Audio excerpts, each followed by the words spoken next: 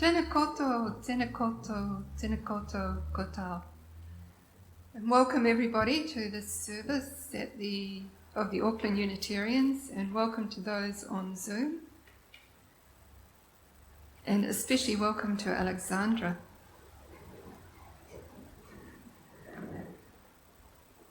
The opening words today are by the Reverend Simon John Barlow. Spirit of hope and peace, we remember that the spirit, grace, and teaching of peace lie within us and around us everywhere. May the spirit of peace flow through aspects of our lives, awakening us all to the joys and possibilities of life, that each day we are raised in life renewed.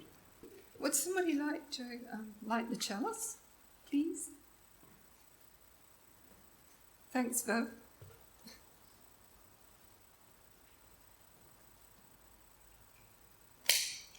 We kindle this light in the centre of our circle. May it symbolize the light and life and warmth in the centre of our beings. May it mirror the light of fellow Unitarians here and around the world. And that came from Patricia Oliver of the Unitarian Church of South Africa. So could we now all read together the covenant, please? Love is the doctrine of this church. The quest for truth is its sacrament, and service is its prayer. To dwell together in peace, to seek knowledge and freedom, to serve humankind in fellowship, to the end that all souls shall grow in harmony. Thus do we covenant with each other and with our God.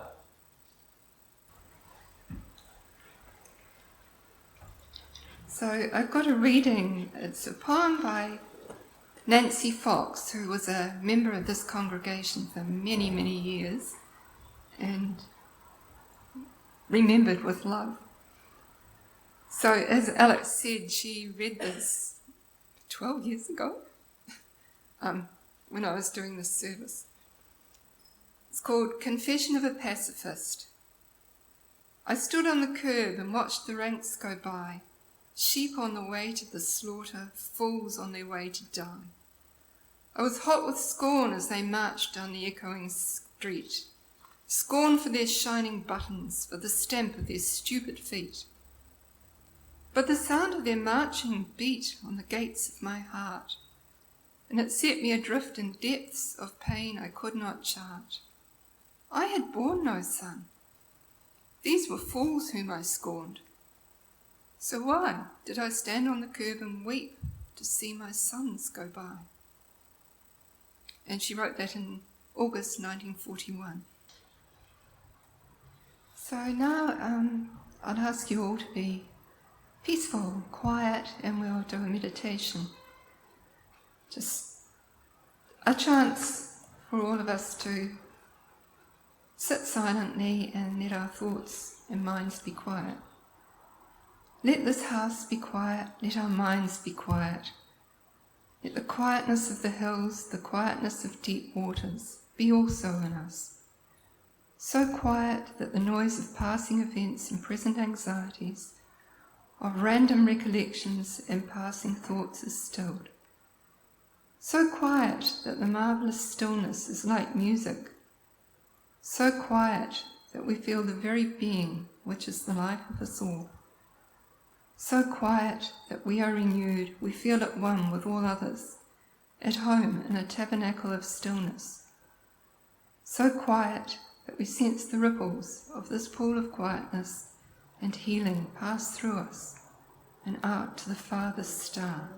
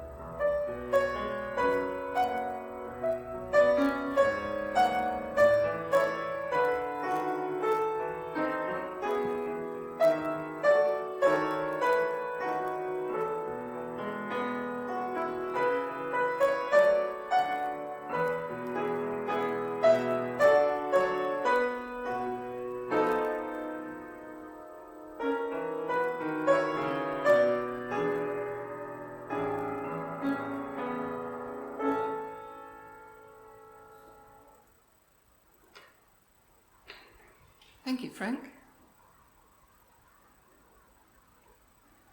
So, as Alex said, I've done this talk before, so I hope it's not too familiar. It was quite a few years ago.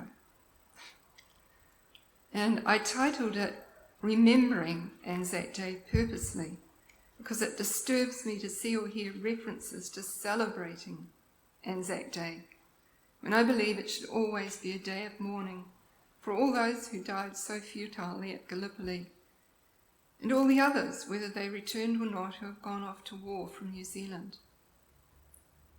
The 24th of April, the day before Anzac Day, is the anniversary of the death of my father, Bror Muller, who died in 1967. So this talk is really about my father's experiences during the Second World War as an enemy alien, and in his words, 100% committed pacifist. And I'll also talk about how those experiences affected his life after the war and the impact on his family, or at least on me, growing up in the 1950s and 60s. My father was born in Denmark on the 14th of August 1908. His father, Lieutenant J.P. Muller, had been an engineer in the Danish army, and his mother Maria was a nurse. When Bror was about 2 years old, his parents left Denmark to live in Switzerland and then to England. My grandfather was a physical fitness guru, world famous. Actually world famous, not just in New Zealand. So my father was brought up in England and sent to boarding school in Gloucestershire.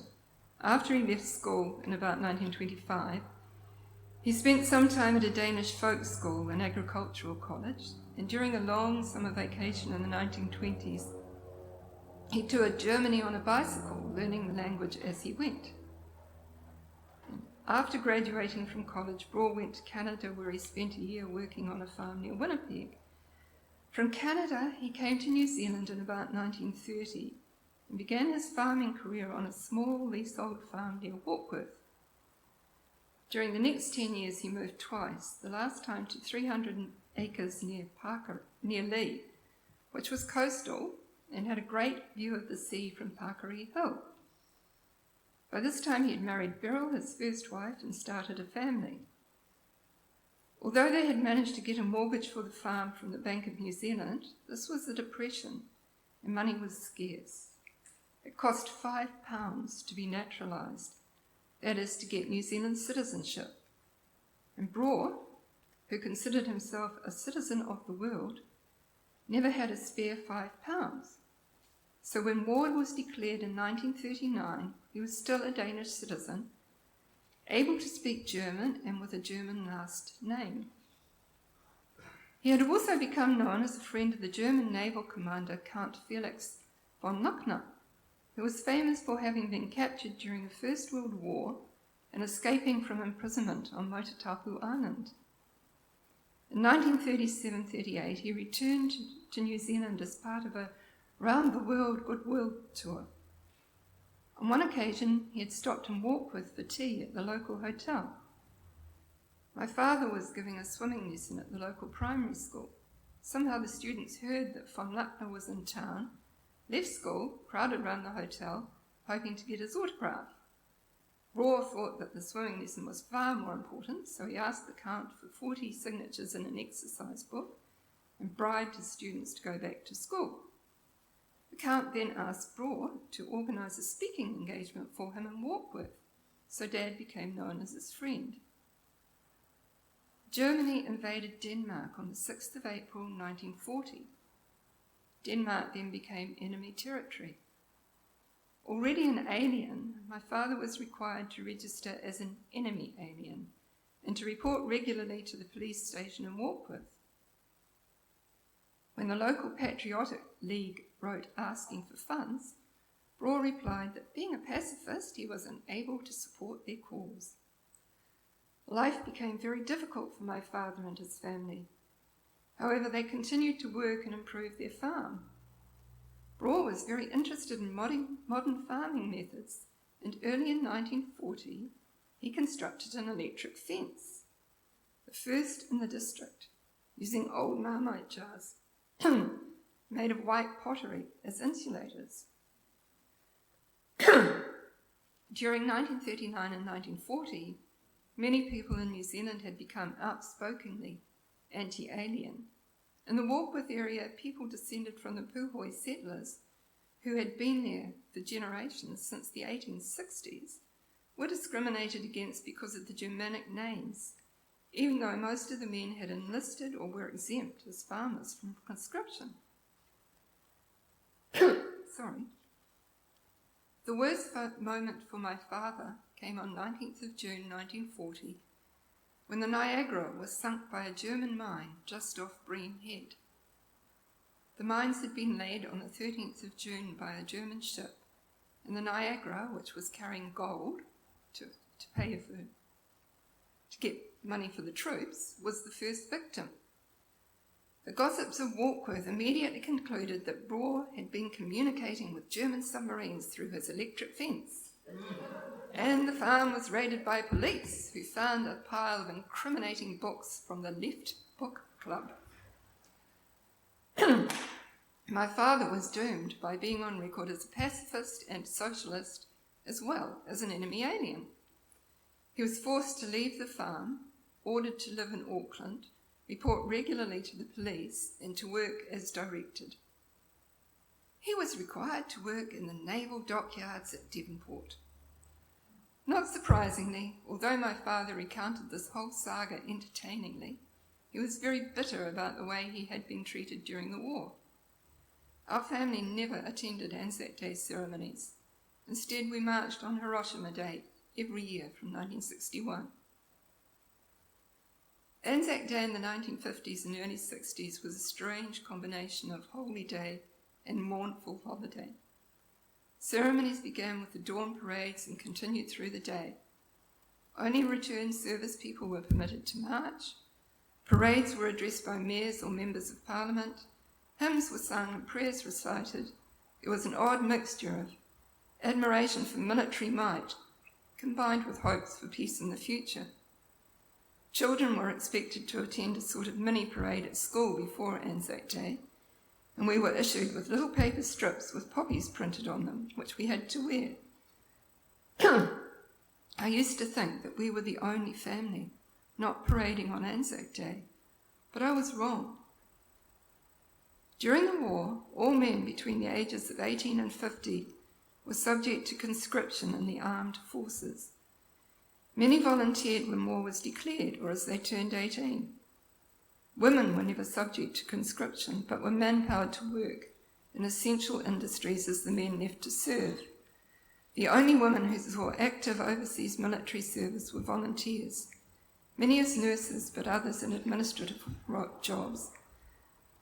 Men in reserved occupations who were needed to work on farms, for example, could apply to be exempted, and many were rejected for active service because they were medically unfit.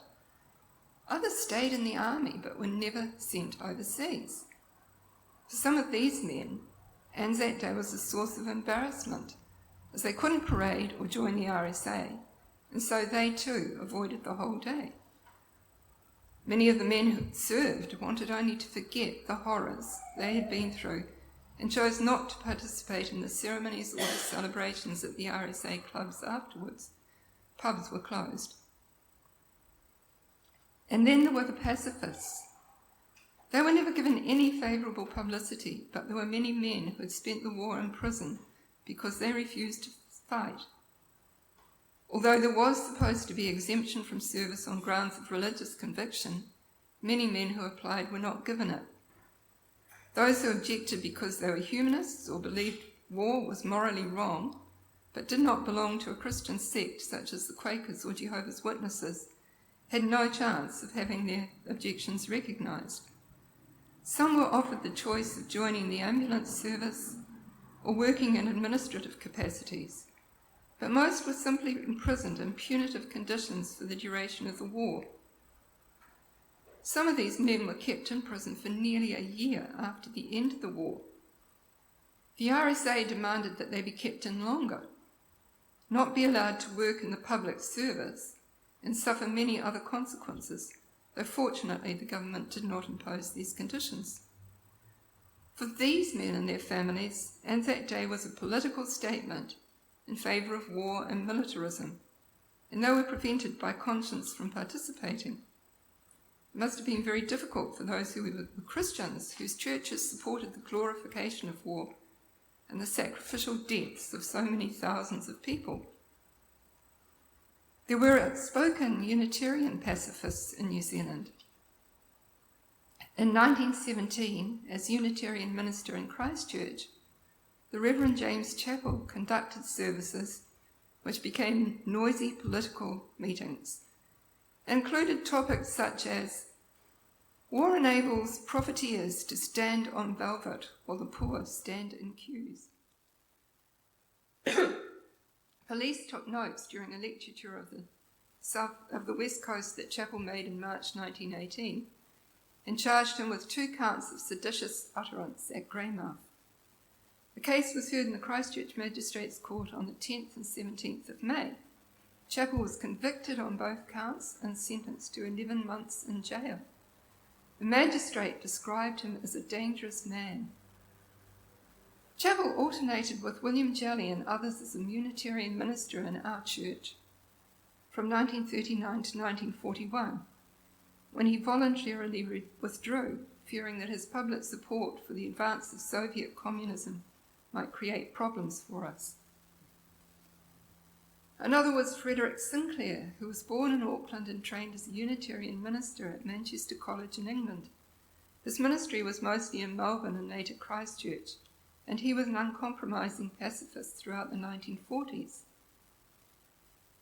Owen Hanson, who remained a member of the church until his death in 2009, I think, spent 3.5 years in detention camp and prison during World War II, on the volcanic plateau in a shed that was basically a tent with no heating.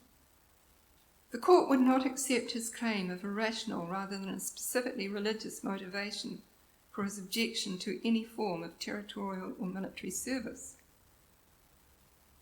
My father, being an enemy alien, was not subject to conscription, though he could have volunteered, but luckily was also not interned for his pacifist beliefs. Reverend Chappell's grandson, Morris G., has written a novel, Live Bodies, about the experiences of 2 men imprisoned on Matthew Sims Island as enemy aliens. One of the characters was based on Odo Struve, a refugee from Nazi Germany who was well known in Auckland after the war. Odo was an enemy alien and, despite being staunchly anti-Hitler, was incarcerated alongside self-proclaimed Nazis. His escape from the island was made in protest at being forced to associate with these men, many of whom were New Zealanders, and had a plan for what was going to happen when Germany won the war and Nazis were able to take over New Zealand.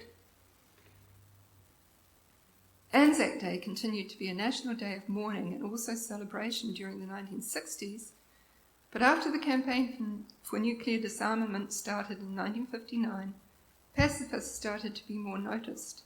Hiroshima Day marches began in 1961. My memory is of being in a very small group marching up Queen Street watched by a much larger crowd, but my father went every year until he was too ill. With New Zealand's involvement in the Vietnam War, the whole peace movement became stronger and more organised. We started to protest against the war on Anzac Day, although this caused outrage and claims that we were being disrespectful of the dead. I started university in 1968 and remember going on anti-war marches and demonstrations. It seemed nearly every week. In the early 1970s, there were so many marching that the leaders would reach the town hall before the end of the demo had left Princes Street.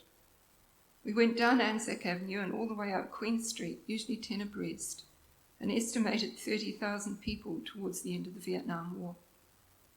Although there were many onlookers at these marches, being anti-war had become the norm at last. There were huge protests about the French nuclear tests in the Pacific and visits of American warships, until David Lange's government declared New Zealand nuclear-free in 1985. I still believe war is wrong and futile. As Unitarians, we are committed to working towards world peace. These days, Anzac Day has lost the aura of solemnity it used to have, perhaps because most of the servicemen have died or are too old to attend. We're now able to go shopping in the afternoon, and I think the pubs are open. It seems to me that in the last 10 years or so we have turned Anzac Day into a weird combination of sentimental patriotism and excitement, where we claim to be mourning the dead but somehow have a nostalgia for war. We no longer protest in our thousands about the many unjust conflicts we are engaged in, especially in the Middle East, Afghanistan, and Ukraine. I wish that Anzac Day could be a day we sincerely acknowledge those who died and also honoured those who were brave enough to stand up for their convictions and were persecuted for promoting peace. Another of Nancy Fox's poems, written in 1954, speaks to the division of those who fought and those who did not. She called it Main Body Reunion, Gallipoli Veterans. Having paid my toll to the heaviness and dread of war, I took my daughters to see, under a bright sky, their father's father and his peers pass by. They marched with all the old confident swing, who wore grey hairs with ease and the weight of years with pride, meeting again who lived, grieving who died. And considering war to be madness and folly, evil past words, I felt how bitter to be there of that age, yet not of that company.